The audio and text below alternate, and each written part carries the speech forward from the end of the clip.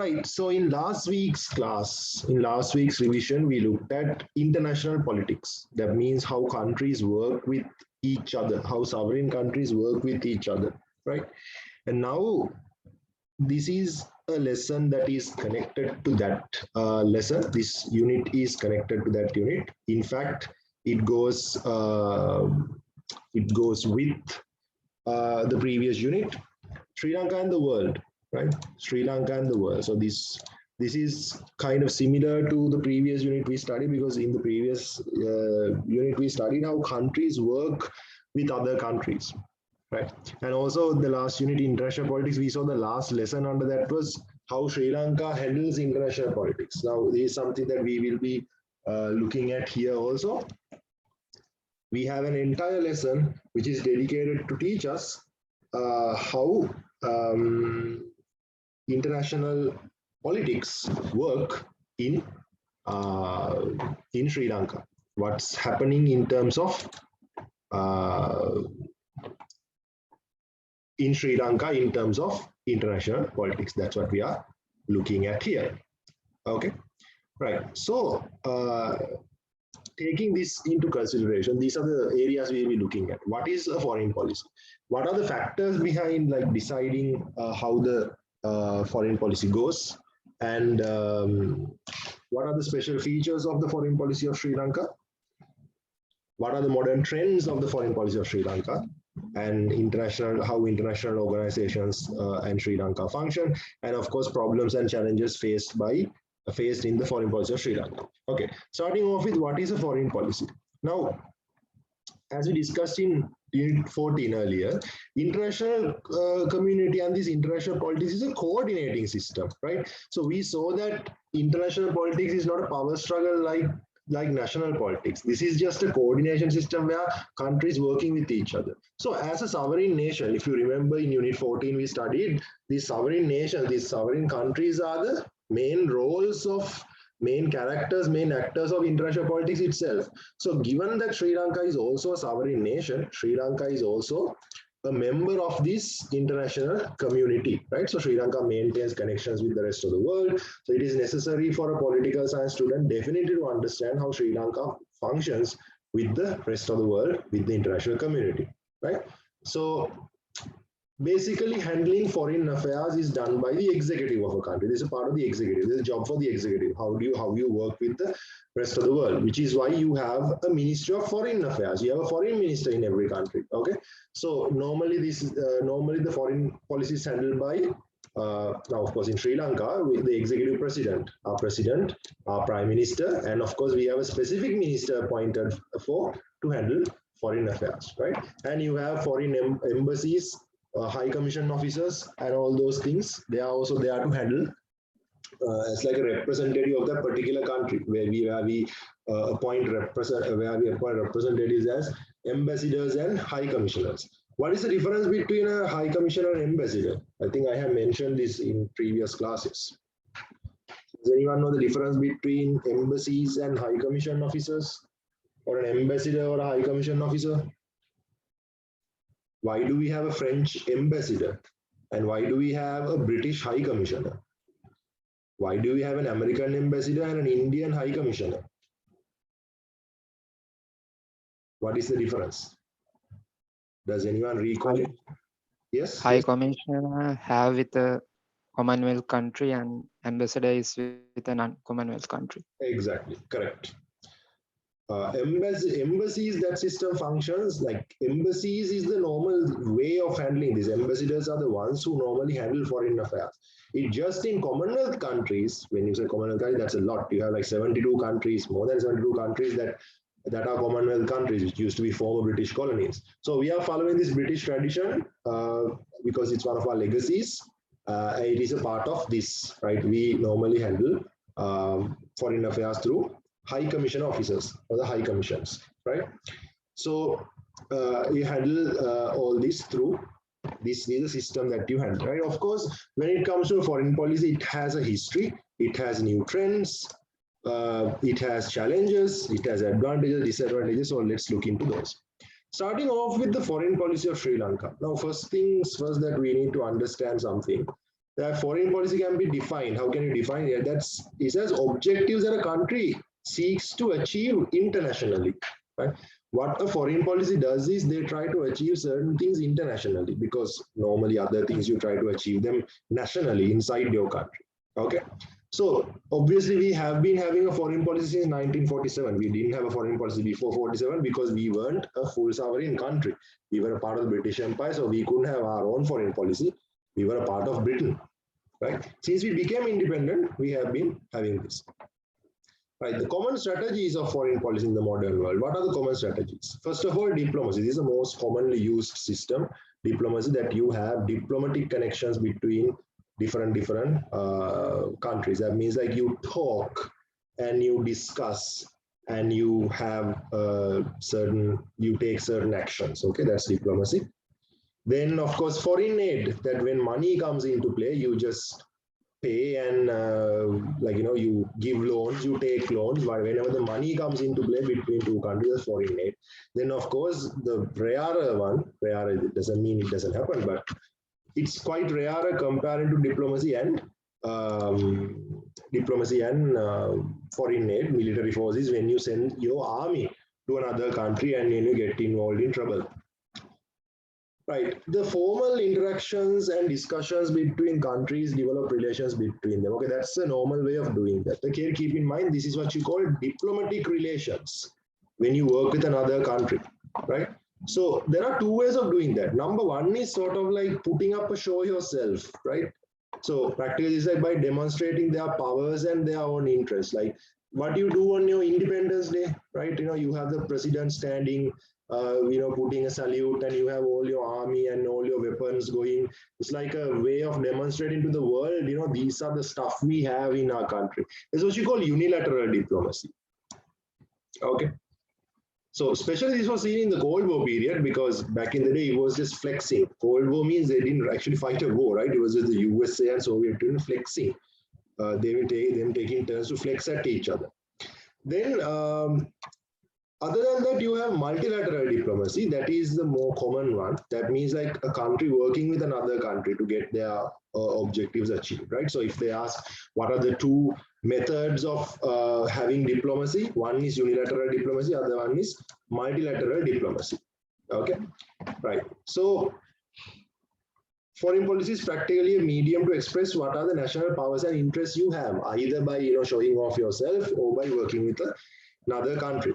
So Sri Lanka used to have a foreign policy, not exactly a foreign policy per se, but this is what Sri Lanka used to maintain with the rest of the world. Sri Lanka had ties with India, Arab region, Greece, Rome, all these countries, right? And also because of our geographical proximity, we have been having like a friendly and a hostile relation with India. There's something we can't help. It just, we happen to be located right next to India, whereas we have to consider India whenever we talk about our foreign policy. It was friendly at times. There are so many things we've gained from India, and also it was hostile, it was toxic at times, because we have received some bad things, invasions and stuff also from them, right? So we can see that the kings have maintained friendly relations with other countries, as we saw before, but that's not exactly a foreign policy. And especially after we were fully conquered by the Britain, we didn't have a foreign policy because we are not a state. Since we gained our independence in 1947, since we are our own country, we had a foreign policy for the first time, which is on our own. Okay. Right. So Sri Lanka has an identity. Okay. So first of all, as a member of the South Asian region. Member of the South Asian region. Number two, as a member of the Asian region. And of course, we have a part to play in the global society as well, in the international society as well.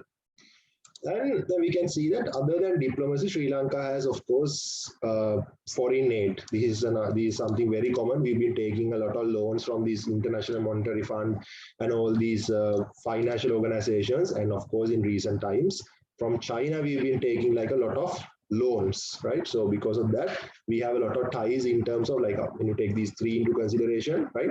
Diplomacy is quite a lot. Since ancient kings time, we've been having ties with other countries. Foreign aid, quite a lot. We've been taking a lot of money from international community. Military force is something that we've hardly had. Like there's only one time that the Indian troops came to Sri Lanka.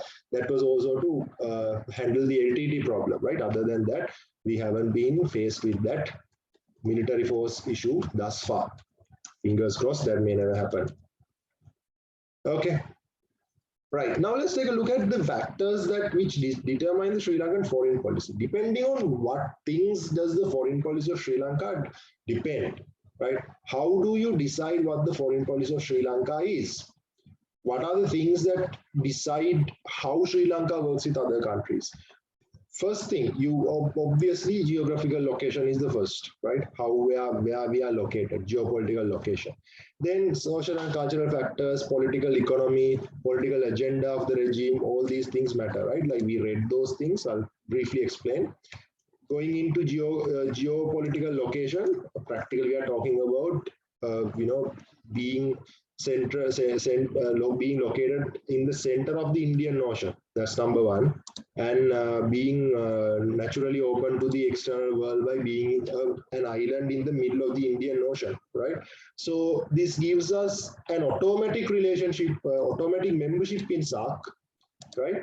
And because of that, we are part of like this institute like BIMSTEC or IORA or MSR. We've been part of those as well. This Maritime Silk Route is something that has been recently started by China, and we are a part of it as well, simply because of our geopolitical location.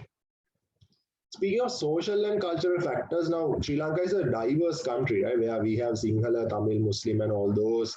And of course, we have the Buddhists, Hindus, Christians, Catholics, and Islam followers, and everyone, right? So all these legacies have something connected to that. Given that Sri Lanka is a Buddhist majority country, we have ties with Nepal, Bhutan, Japan, Siam, Burma, and of course India, which is not a Buddhist country, but that's where we had Buddhism coming from. Then, of course, our relations with the Islamic countries, like the Middle East and Pakistan, back then was known as Northern India, and Bangladesh, also known as Northern Eastern India, right? So we used to have ties with that. Christianity and Catholicism, of course, the Dutch and Portuguese, what are the ties we had, Italy, Rome, European region, and of course, with the Tamil population we have in Sri Lanka, the ties we have in South India, all those things matter when it comes to our foreign policy. Speaking of political economy, right, depends on what sort of economy our country follows, the foreign policy depends on that as well. Now, for example, at one point we used to have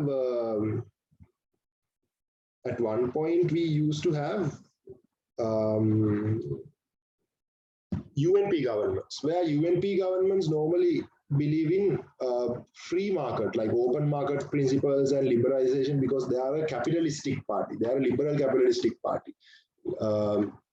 They are like an extreme right-wing party. Compared to that, when you have SLFP governments going with like some socialist orientation, they tend to go towards socialist-friendly economic policies. So when that happens, or when you have UNP governments, you normally have foreign policies like close ties with other capital liberalistic countries, liberal capitalistic countries. Or similarly, when you have like SLFP-led governments, especially with some leftist parties influence, we see that with the leftist political economy, that the country is sort of having relationships with leftist countries, right? So there's one example is that when we had UNP government, now Ranil Wickremesinghe, he had a very close relationship with the European Union because he's a liberal capitalist, right?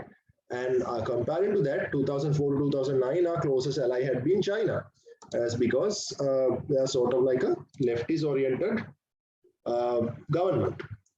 Then, of course, this one goes quite close to previous one, the political agenda of the regime.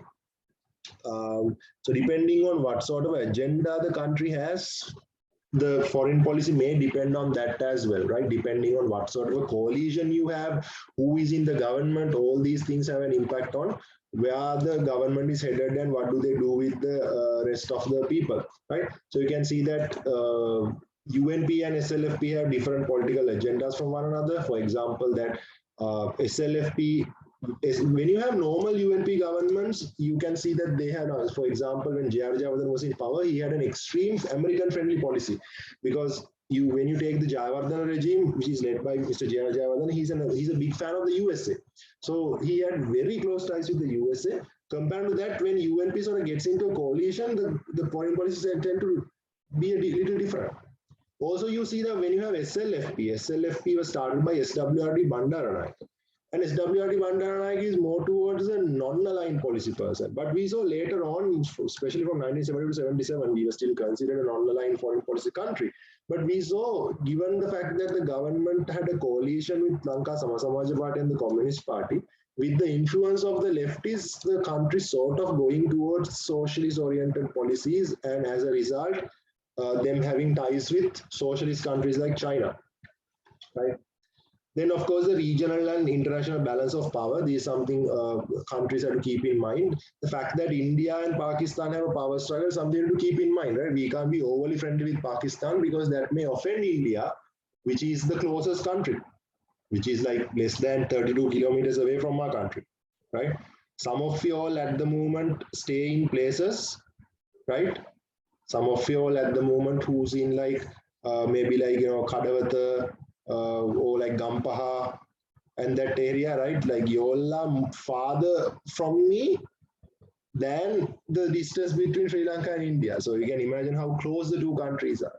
So you can't forget that, and you can't be overly friendly with Pakistan because India and Pakistan have a regional struggle there. In South Asia. Similarly, China and India also have a power struggle in the Asian region. Okay. Similarly, in the entire globe, USA and China have a power struggle. So you have to keep this in mind when you're making friendships with other countries, right? So we studied unipolar, bipolar, and multipolar power balance systems, and depending on any of these, you have to keep an eye when you are having a foreign policy. You have to keep an eye on what sort of polarity that's going on in terms of power. Then, of course, expectations of the public and the ideologies. This is also important because, like, there are certain things people expect from the government. There are certain qualities the people are expecting the government to follow, the ideologies that they promote, right? So the people now these days, people tend to be a little anti-Chinese, right? People share memes and those things.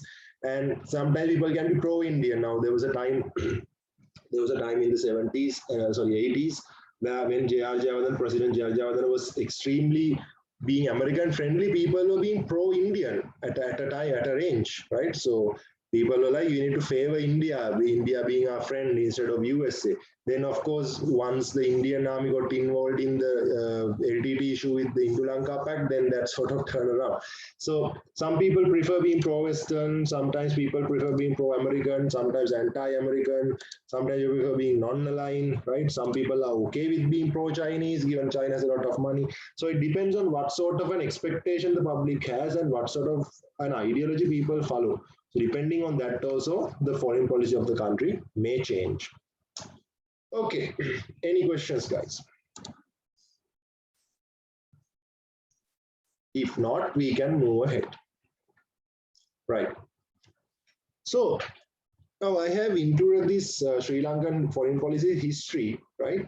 I put it as compulsory extra reading because, it is extra reading because this is not there in your syllabus as the way I put it. I actually put it in the way how it was in the old syllabus, right?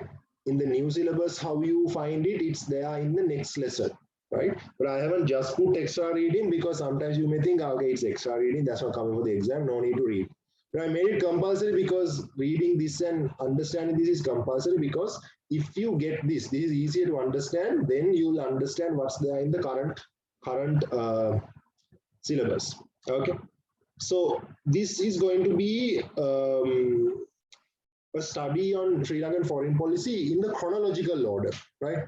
Chronologically, what is the first one, what is the second one, like as a timeline from time to time, what sort of governments we had, and what sort of governments we had, hence what sort of foreign policies they had, right? New syllabus advises you not to follow that way. New syllabus takes a different approach, but if you understand this, it's easier to get that approach. Okay, right. So this is how the foreign policy starts. Now, given that we got independence in 1947, that's where we have to start this timeline. So 1947 to 1956, we had a UNP government, which was led by three prime ministers. D.S. Seranayake was there, he died, then Daddy Seranayake came, he resigned, then came John Kotalawala. We had that government for 9 years, right, 47 to 1956. So this foreign policy has three main features. They were very pro-Western and pro-capitalistic. Given that this was the beginning of the Cold War, we had to figure, like, the government picked a side. They went with capitalistic side because we were a British colony and there's nothing much changed from the British rule. Following that, obviously, when you are going pro-capitalistic, you have to be anti-socialist. And other than that, we sort of had a problem with India, with the fear that India may conquer us, invade us. So the governments tend to go anti-Indian as well. Those are the three main policies. And in 1956, SLFP came to power. This time, SWRD Bandaranaike became the prime minister with the support of Philip Gunawardena, where he formed a party called Mahajana Eksat Peramuna. Party, it was like a coalition. It's like an alliance, right? So Bandaranaike adopted the non-aligned foreign policy, non-aligned, because this was during the Cold War time and the countries in the world were dividing into pro-capitalistic and pro-socialist. They were like, no, neither way, we are going to one direction. We are going to neither directions. We want to stay like without tailing up either of the sides. We don't want to tail up the Soviets, neither we want to tail up the Americans. Okay, so this was continued until 1959, until Bandaranaike's death, and then it was taken forward by his wife, Sirima Bandaranaike, who also became the prime minister. Interesting fact, most known fact, well-known fact, that world's first female prime minister, right? Then in the 1960s, the country was governed like in the two parts, right? The first half until 1964, Sirima Bandaranaike continued. So she, of course, went ahead with the non-aligned foreign policy pretty much, but we had a close friendship with China. So as a result, we received a lot of gifts. The most familiar thing that you all will be familiar with this gift of BMICH that was given to us by China as a gift. Okay. The latter half of the 60s had a UNP government led by Dudley Seranayake, and the foreign policy of this government was similar to those previous UNP governments, as we discussed before, pro-capitalistic, anti-Indian, and anti-socialist, right? In 1970, the United Front government came to power, which was a coalition between SLFP, right? This was a coalition between SLFP, the Lanka Samasamaj Party and the Communist Party. These parties got together, and this government was called the United Front government. Okay, so obviously we had two socialist parties in the government, which had a big socialist influence. So 1970 to 77, like especially the constitution that was brought up in 72 also, attempted to turn Sri Lanka into somewhat of a socialist-oriented country, right? So obviously the foreign policy was also somewhat socialist-oriented. Still, some call it non-aligned. Even the non-aligned movements summit was held here during the 70s, if I'm not mistaken, 1976. But still, we had close ties. We had close ties with China, and we were pretty much of a very much socialist-oriented country during that time. So in 1977, United Front government had a very big defeat, and UNP came to power with an overwhelming majority in the parliament. You guys know what happened next in 1978. J.R. Jayawardena brought in a completely new constitution where he created the executive presidency and all these things. Okay. So during this time, 77 to 94, right? First, it was led by President J.R. Jayawardena.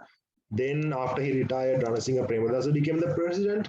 And after Premadasa's death, D.B. Wijetunga was the next president. He handled the position for 1.5 years, closely 1.5 to 2 years, right? So, of course, Premadasa and D.B. Wijetunga, there's nothing much to talk about their foreign policies. What's important is J.R. Jayawardena. He had a very extremely American close foreign policy. What is not included in the note, I may notify to you that J.R. Jayawardena was known as Yankee Dicky because his nickname was Dicky.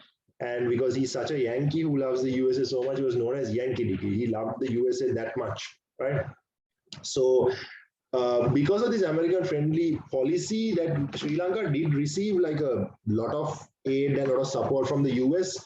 But on the other hand, because of such American orientation we had in our government, the Sri Lanka's relationship with India had like a really bad it went really downhill. So much so that when the Sri Lankan civil war was going, how the Indian army sort of got involved and how the Indian planes came here and they forced this provincial council system on us and all that. So that showed that the Indian government did not have like a very good impression on Sri Lanka at that time because of the American friendly policy that we had. So in 1994, when Chandrika Bandaranaike came to power, now first of all, there's nothing much to talk about Chandrika Bandaranaike's rules, foreign policy. There's a lot to talk about her government as a whole. But foreign policy side, nothing much to notice. But one important thing about her foreign policy is that she worked on re-establishing healthy relations with India. Because during the previous 17 years of UNP government, after being very American friendly, that India was in a very bad position with Sri Lanka. Right, worse come to, like, just to make matters worse, Rajiv Gandhi was assassinated by the LTT. Right, that's not directly connected to Sri Lanka. It's an organization, a terrorist organization, but it's a Sri Lankan organization, right? LTT was a part of the Sri Lankan problem. So we were in a very bad position during that time. So because of that, after 1994, once Chandrika Bandaranaike came to power, she first official visit she had was to India. She visited India as her first visit because she had to re-establish ties with India, and that's the most important thing about her foreign policy. However, in 2001, that we see that Ranil Wickremesinghe managed to win the parliament election. You guys know what happens when we have a president from a different party and the parliament is won by another party. What happens? You get a cohabitation government. So we had a cohabitation government from 2001 to 2004, where Ranil Wickremesinghe was practically the leader of the government, right? Chandrika Bandaranaike had to sort of like sit aside as a nominal executive. So during this time, given that Ranil Wickremesinghe is a UNP leader and UNP anyway has a Western-oriented foreign policy, and especially because Ranil Wickremesinghe had good friends in the European countries, we had a very close and a healthy relationship with the European Union, right? So much so, excuse me. So much so, for example, that we received many gifts from European Union, most importantly, GSP Plus. GSP Plus is a tax relief that is granted by the European Union, where we can export our clothes, the stuff we produce, clothes and stuff that we produce in our factories, we can export them to European countries without paying taxes, right? So that was given to us, that was granted to us in 2004. So after 2004, UNP lost their power. Suddenly, you guys know cohabitation governments don't go on for long because of the conflict. So government came to an end, and 2004, SLFP got together with JVP to form the United People's Freedom Alliance. And the next year, the same alliance of SLFP, JVP working together, they brought Mahinda Rajapaksa to the winning seat in the presidential election. Hence, we started having Mahinda Rajapaksa's rule. JVP did not remain in the government after 2016. However, Mahinda Rajapaksa continued with his power, and he had a very close relationship with China, right? From 2005 to 2015, the 10 years Mahinda Rajapaksa was in power, that he had a very close relationship with China. So China aided to a lot of our projects like the port city, Southern Highway, airport, even the harbor of Hambantota. Not necessarily aided, it was like they granted loans, right? They granted gigantic loans and for infrastructural development, which have been highly criticized for several reasons. Then this is where it gets interesting, right? This last paragraph is very important. Okay, so 2015, we had a government that was led by Maithripala Sirisena and Ranil Wickremesinghe was the prime minister. Okay, now some people think there is a cohabitation government given that Maithripala Sirisena is from SLFP, Ranil Wickremesinghe was from UNP. But that's not the case. That's a national government, right? But what exactly is a national government is a little too complex, right? If you want, refer to Unit 13, Sri Lankan Political Party System. I've included a small note explaining what a national government is. What you need to know is, although Maithripala and Ranil Wickremesinghe were from two different parties, they worked together, right?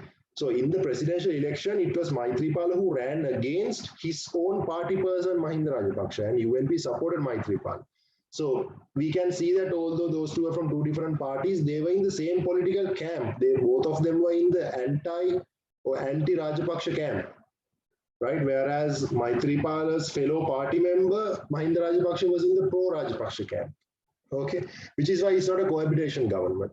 But however, the fact that these two had like very different political backgrounds. When you take Maithripala Sirisena, he's someone who has a political background from the rural areas of the country, coming from the farmers and all that. Comparing to Ranil Wickremesinghe's all the elite class background he's coming from, which is from that British-oriented class. So he was quite different there for two politically different personalities. So we saw that them having a foreign policy of sort of like president trying to focus on Eastern countries, while Ranil Wickremesinghe works with the Western countries. Like Maitri, why don't you talk to India and get things sorted, while I go talk to Britain and France and get things sorted, like that.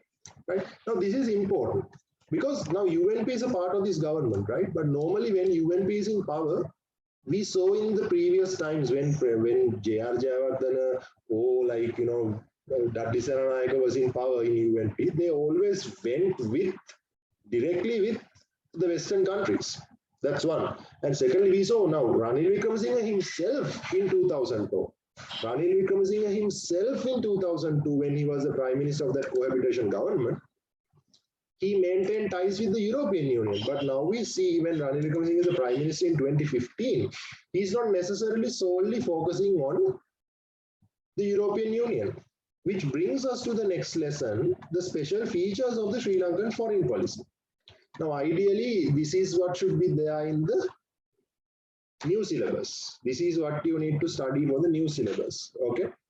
So, what this practically says is, what this note practically, let me just summarize it to you. What this note says is, handling the Sri Lankan foreign policy is not simple like those days. When J.R. Jayawardena was the president, he was like, should I be friends with the USA? Should I be friends with China? Okay, I'm being friends with the USA. Right? When Sirima Bandaranaike was like, okay, should I be friends with, say, USA or the Soviet Union? I was like, you know what, I'm going to stay non-aligned. I'm going to have a friendship with China though. Like that. So back in the day, the foreign policies were very straightforward. You get to pick whom to be friends with. But we saw the same Ranil Wickremesinghe in 2002. He was like, you know what, I am the Prime Minister. I'm going to be friends with the European countries. But in 2015, the same Ranil Wickremesinghe, when he became the Prime Minister, he was like, you know what, I'll talk to European Union. Maitri, you talk to India. Maitri, you talk to China. That shows that even the current governments, now you have Gotabaya Rajapaksa, who's Mahinda Rajapaksa's brother, right? When Mahinda Rajapaksa was the president like 6-7 years ago, he was just focusing all his energy on China to maintain his friendship. But now that's not the case. Now Gotabaya Rajapaksa is trying to make friendships with like the USA, India, China, all the countries, right? Like the best example is vaccines. We have 3 vaccines, right? The AstraZeneca came from India, Sinopharm came from China, and Sputnik came from Russia. Right now, Pfizer has also come. So we can see like different countries, like all these Western countries and Eastern countries, all the countries are helping us, and the government is focused on taking help from everyone. Doesn't matter whether you have Ranil Wickremesinghe or a Rajapaksa in power, whatever the government you have, you don't get to pick your friends anymore. You have to be friends with everyone. That's what we are looking at in the special features of the Sri Lankan foreign policy. We are looking at the fact that in the Sri Lankan modern politics, you are not allowed to choose your friends. You can't choose your friends because the world is going towards such a multipolar power balance system where you need everyone. You can't choose a friend and be friends with someone. So in the recent times, that shows normally UNP being in power and Ranil Wickremesinghe having a diplomatic whatever with like India is very surprising, because Ranil Wickremesinghe is not the type to go to India and talk, right? He doesn't really care about India normally in his normal nature.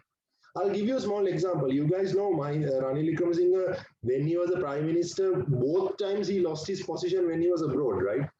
In 2002, he became the prime minister of that cohabitation government.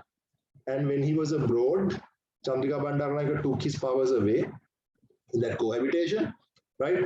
In 2018, Maithripala Sirisena got angry with him and he fired Ranil Wickremesinghe while he was abroad. That, of course, you guys should remember because that happened quite recently. And I assume you guys were there when that happened. The previous incident, I think you guys were small. It was 2003 November, somewhere like that. Happened somewhere like that, right? So both times where Ranil Wickremesinghe lost his position, he was abroad, right? He just went abroad, and while abroad, he hears that he is no longer the prime minister. I'll give you a small example. In 2004, in 2003, when he lost his prime minister position, right? He was in USA. He was in USA. He had gone to met President George W. Bush, who was there before Obama, right? In 2018, when he got to know that he's no longer the prime minister, he was in India, right?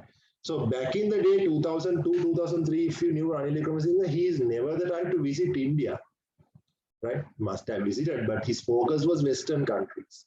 Now, 2015, we saw Ranil Wickremesinghe featured government coming, but we saw very surprisingly Ranil Wickremesinghe trying to negotiate with India and China, Singapore, South Korea, Vietnam, these countries.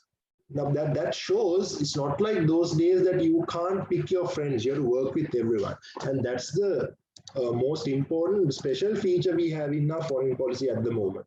Okay.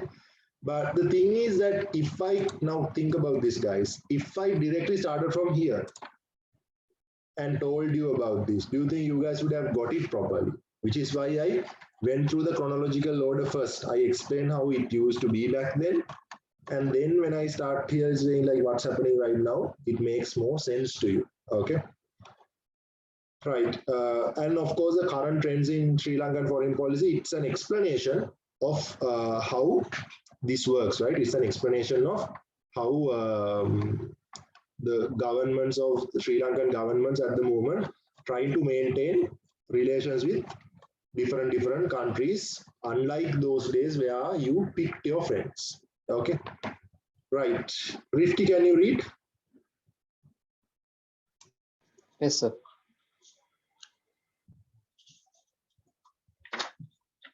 So from special features? Yes, from there. Special features of the Sri Lankan foreign policy.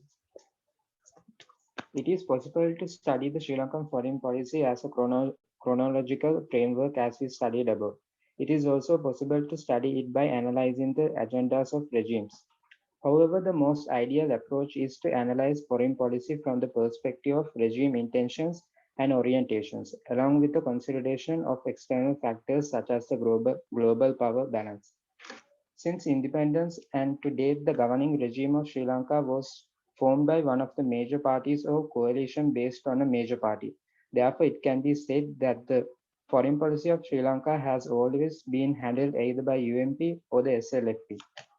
The foreign policy under the United National Party governments has been responsive not only to domestic opinions and ideologies, but also to the hegemonic powers in the world, especially the hegemonic powers. Hegemonic means like dominating. Hegemonic powers in the world. Especially during the Cold War, UNP governments maintained close relations with Western powers in the world. Governments by the SLFP and SLFP-based alliances have maintained foreign policy generally associated with a close relation with the Soviet Union and China. This is mainly as a result of the associated with the close relation with the Soviet Union and China. Okay. This is mainly a result of the SLFP entering coalitions with leftist parties. However, SLFP governments also maintained a policy of non-alignment in the international community. This is known as positive neutralism. Current trends in the Sri Lankan foreign policy. The year 2015 marked a power transformation and a change of regimes. As a result, Sri Lankan foreign policy also underwent a noticeable change. The main feature of the new foreign policy is the emphasis of economic diplomacy as the key orientation. Therefore, the current foreign policy responds more efficiently to shifts in the balance of international economic power. The current foreign policy achieves this feat through maintaining closer interactions with the International Monetary Fund, International Bank for Reconstruction and Development, World Trade Organization, International Finance Cooperation, World Economic Forum, etc. At the same time, this policy functions on an emphasis on the new economic balance of power in the world, which is caused by the emergence of new economic frontline states such as the European Union and China. This is an example of how the foreign policy orientation changes according to the changes of the regime. When a government acknowledges the balance of power in the world and how the international community is dominated by the USA and Western European countries, the foreign policy of that country may appear to be pro-Western. This can be identified as the foreign policy of the Sri Lankan government since 2015. The UMP government also promoted the policy of improving cooperation with India, which can be noticed as a clear change from the general foreign policy followed by previous UMP governments. The continuation of close economic cooperation with China, initiated by the previous regime, is also a noticeable trend in the post-2015 foreign policy. The foreign policy followed by SLFP and SLFP-based coalition governments has been influenced by regionalism as well as cultural and ideological factors. Their policy indicates a tendency of emphasizing an Asia-oriented foreign policy by maintaining close relations with Asian countries. It is important to notice that the foreign visits undertaken by the leaders of the government after 2015 are closely associated with improving relations with emerging economic powers of Asia. The Sri Lankan government focuses on foreign visits to countries such as Singapore, Vietnam, South Korea, India, and China. The UNP government of 2015 focused on foreign relations with India and China, a clear from previous UMP governments. This demonstrates the fact that the Sri Lankan government has paid attention to the emerging economic power of these countries. The close relation between Sri Lanka and China faced a setback right after the regime change in 2015. However, the UMP and SLFP national government took steps to improve this relation again. It is also important to notice that the Sri Lankan government focuses on maintaining bilateral and multilateral foreign relations regionally and internationally over economic factors. In this multilateral relation is helpful to improve economic cooperation as well as to demonstrate a ceremonial representation. Bilateral relations are helpful in developing stronger economic ties with economically stronger and successful countries. Right. So I've left a little bit of space for you all to put a short note there. Practically what you can see is now like back in the day, you get to choose the best friend you need to have. But now that's not the case. Now see, like having Ranil Wickremesinghe, who's a very pro-Western leader, having see that Singapore, Vietnam, South Korea, India, China, like how the governments have been trying to maintain ties with them. It's important, right? Some are asking, sir, in 1972, Chandrika Bandaranaike was the leader of the United Front. Well, in 1972, Chandrika Bandaranaike was 27 years old. She was not in politics at that time. You guys should consider reading a little bit on history. In 1972, Sirimao Bandaranaike was the leader of the United Front government. Chandrika Bandaranaike was not involved in politics until in 1980s, where Sri Lanka's most popular movie star, Vijay Kumartunga, got married to Chandrika Bandaranaike because he wanted to come into politics and he had an intention of becoming the president of the country. Because he was such a leader, you see the level of acceptance like Shah Rukh Khan or Rajinikanth they have among people, or people consider them to be like some sort of like a divine figure, like a god sort of figure. So Vijay Kumartunga had that kind of a reputation in Sri Lanka, right, among his fans. So he was planning on becoming the president and he wanted to be connected to politics. So what he did was he got married to Chandrika Bandaranaike, who happened to be world's first female prime minister's daughter, as well as another significant prime minister of Sri Lanka, S.W.R.D. Bandaranaike's daughter. Okay, and she was still out of politics. She wasn't in politics until late 1980s, where her husband Vijay Kumar Tunga was assassinated.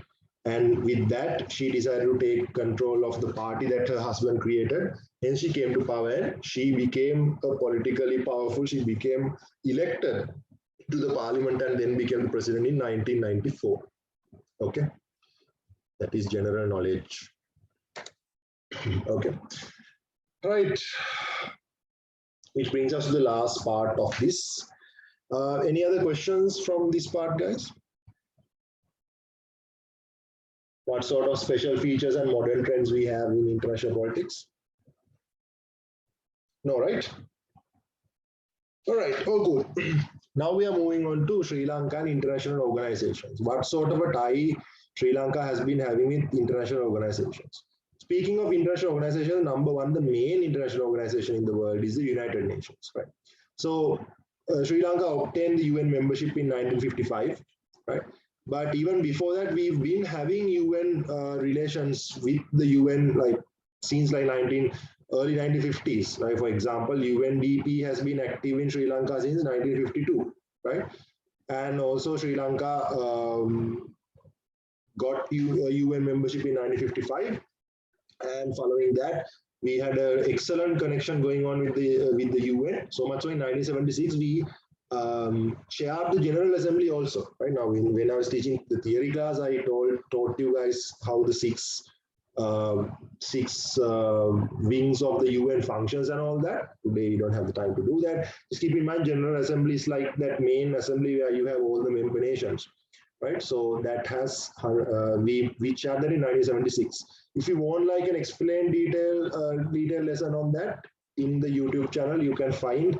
I have the full theory lesson which I have uploaded like a couple of weeks back on Unit 15. Right. So out of these six main wings, one of them is the General Assembly where we chaired in 1976. Also that we gave a disarmament resolution. This was because like the USA and Soviet Union were building nuclear weapons, and we went and we gave a resolution to disarm these countries in 1978. So we were somewhat of a big deal back in the day in the UN. People took us serious, apparently. So out of these six main wings, the most powerful house is the UN Security Council. This is where they make all the decisions and all that, right? So this house has 5 permanent members: USA, Britain, France, China, and Russia. And there are 10 permanent members. They are normally chosen every 2 years, right? 5 countries get a turn every 2 years. And from 1960 to 65, Sri Lanka was also a member. At that time, we were called Ceylon, right? Ceylon was also a member of the Security Council. So when they chose 10 members, 10 other countries to sit with these 5 big countries, we were chosen at that time. Then UN has a lot of sub-organizations, right? The UNESCO, the UNICEF, UNDP, right? WHO, those things. So Sri Lanka was a part of, Sri Lanka has a lot of connections with these as well. UNESCO, because we have a lot of cultural and archaeological heritages in Sri Lanka. UNCHR, we've been having, at one point we were having good human rights standards in Sri Lanka, so we had a good ties with that also. But of course, you guys know we had a civil war going on. The government sort of like there was a JVP uprising and the government suppression on the uprising, which brought like in late 80s, Sri Lanka was a place that where like now, of course, we are worried that when we hear 100 people have died yesterday on COVID, that's like a big hit, like a big emotional hit on us, right? But there was a time that every night like 100, 200 dying and seeing dead bodies on the road was something normal in the late 80s because LTT and JVP rebels and the government troops, and also in the northern area, the Indian army, all of them were killing people, and like it was a pretty bad time, and human rights were very much like go like in down the drain during that time. So even at that time, someone in the UN sort of said that Sri Lanka doesn't deserve to be in the UN. They were going to kick us out also. But anyways, we managed to get through that. And finally, that we have been going on the UN, we have been going forward with the UN.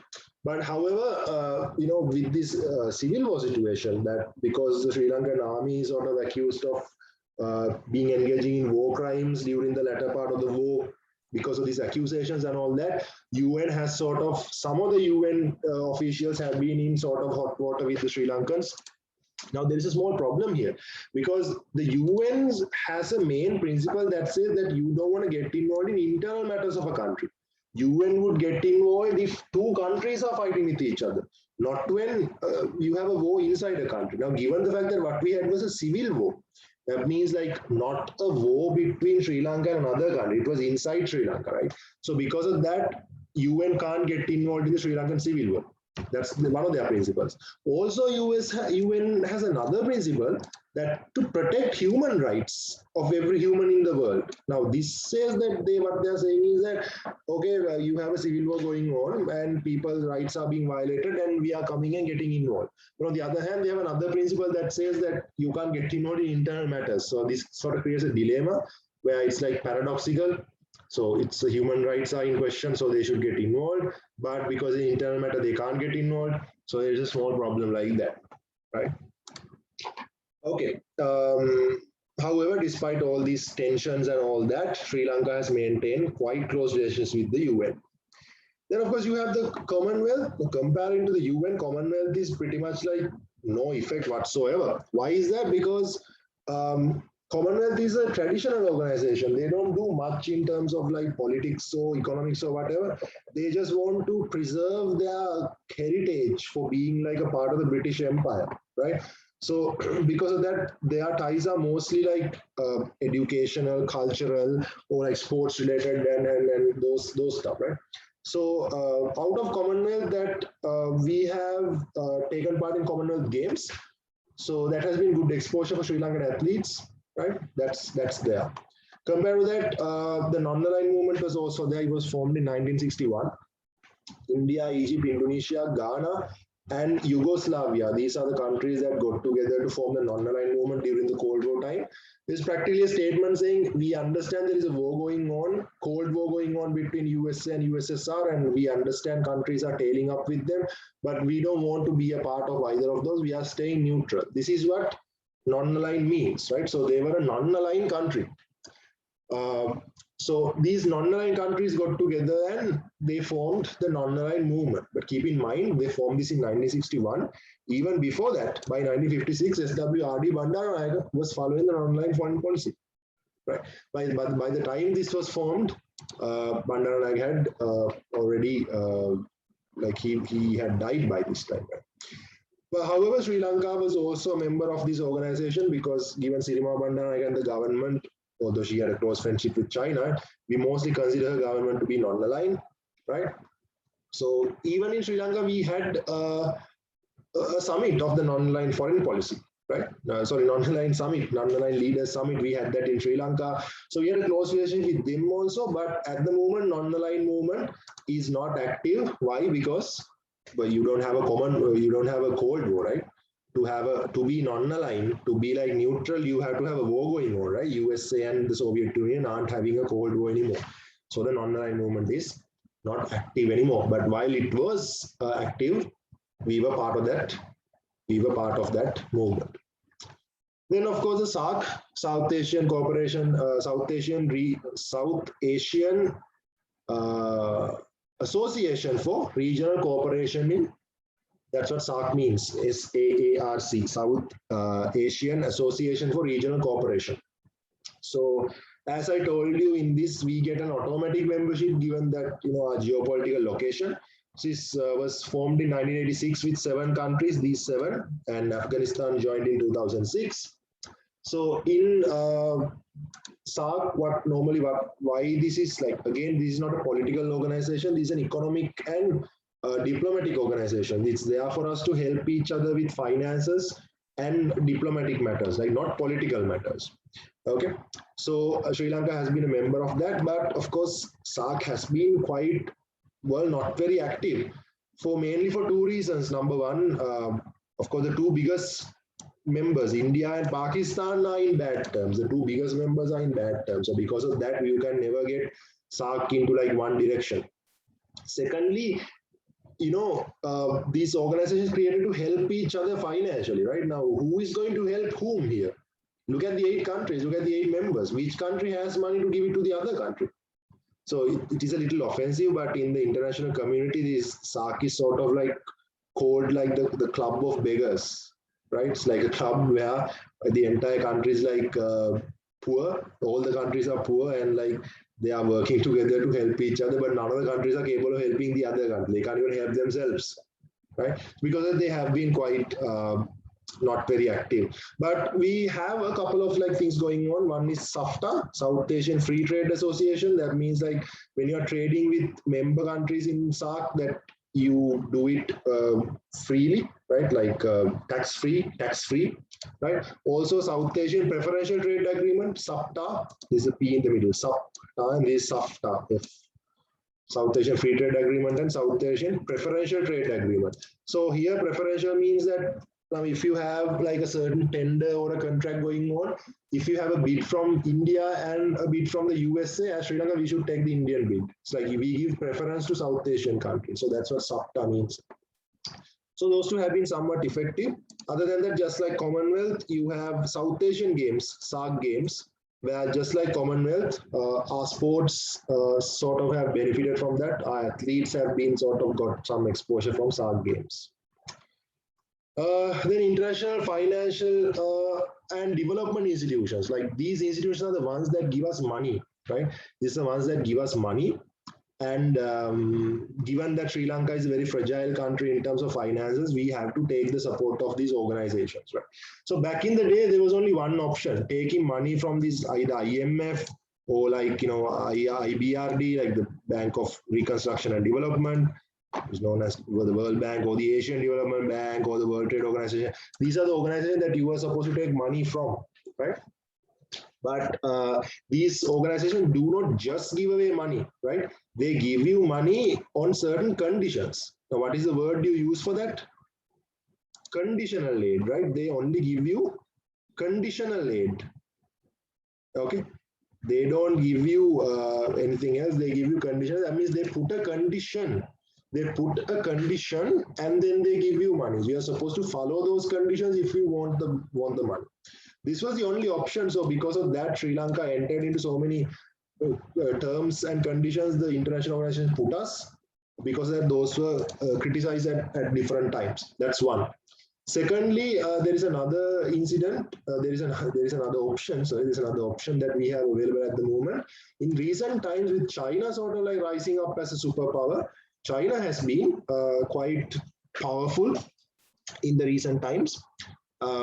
Because of that, now you don't have to work with these organizations because China just gives you money without any conditions, but no conditions, but there are loans you're supposed to pay back, and that sort of puts you in a awkward financial situation, which is known as a Chinese debt trap, right? Just Google that and read on that.